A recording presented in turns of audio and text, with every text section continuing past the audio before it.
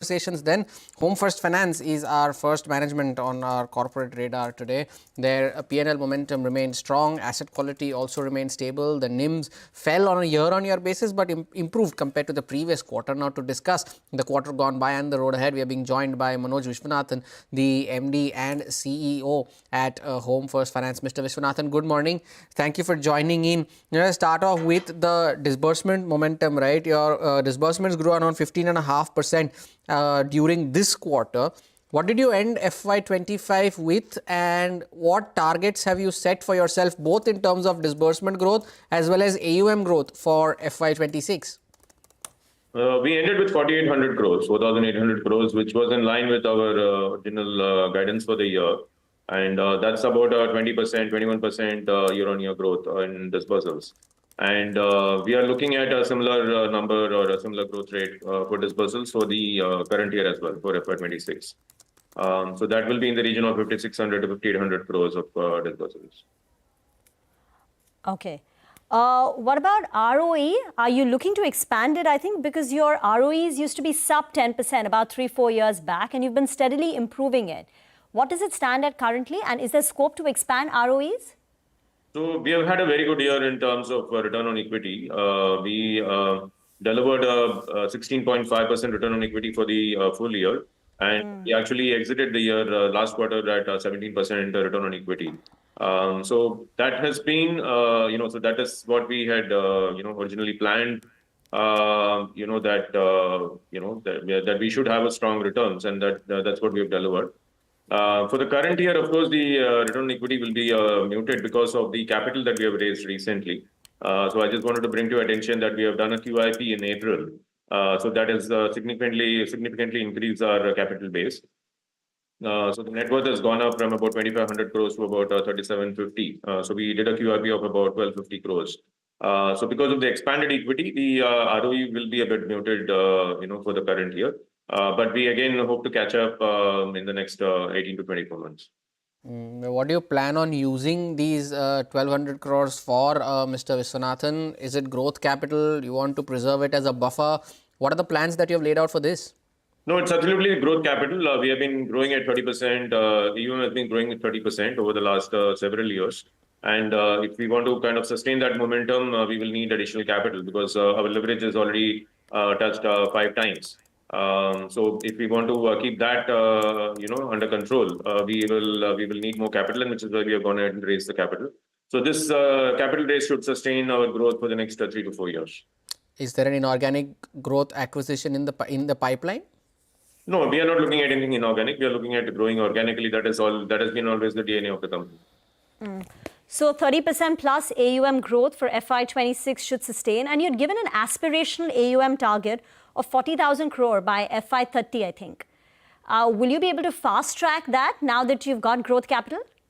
No, our aim is to, we have made a long range plan, and our aim is to kind of stay with the plan. So there are, as part of the plan, there are many things that need to fall in place, and, which we have, which we are working towards. So it is generally not in our DNA to accelerate, etc. So there is a certain plan that we've made, and we will stick to that. Do you want to tell us your long-term plan? The 40,000 crore AUM is there, right, by FY30? Are there any other metrics as a part of this plan? No, yeah. So the 40,000 is, I think somebody has rounded it off. Okay. What we have conveyed is the 35,000, between 35,000 to 40,000 crores. Got it. What about margins, Mr. Viswanathan? Over the sequential and even on a year-on-year basis, they have been hovering in that range of 5 to 5.5%. Where do you see margins going from in FY26, particularly in a declining interest rate environment? So net interest margins, as we have always conveyed, is a function of how much the company is levered. So as you can see, last year the company was the most levered. So our margins were at about 5%. So what we generally operate at is a 5% spread for the business. And the NIMs then fluctuate between 5 to 6% depending upon how levered we are. So if we are under-levered, now we are going to be under-levered because we have just raised capital. So the NIMs will probably expand a little bit. But broadly, our business is a 5% spread business. And, the NIM, the total income will be in the region of around 7.5%, including fee and other income. So a 7.5% total income is the core of the business. So if there are rate cuts, and we've already seen some rate cuts, how will it impact your spreads? See, at present, the rate cuts are, fairly small, and the transmission has not yet started. So as the rate cut gets transmitted to us, gradually it will also get transmitted to customers.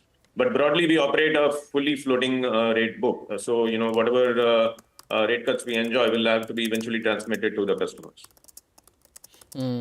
What about asset quality, Mr. Viswanathan? It was relatively stable on a quarter-on-quarter basis and at around 1.7% this time around as well. Do you expect that figure to trend down as the situation improves, you see more recoveries, or do you see it remaining at around these levels as well? The gross NPAs have been at 1.7% for a long time, for several quarters in a row, as you can see.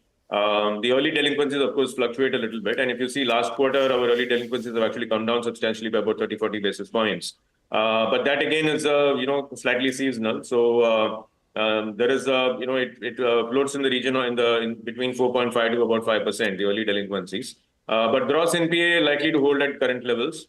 And that is just the nature of the business. So 1.7% gross NPA is, I think, the way the business works. What's your presence in Karnataka, exposure to Karnataka? Exposure to Karnataka is about 5 to 6% of our AUM. Yeah, it's not very substantial. Okay. Was there any impact of this e-Khata issue?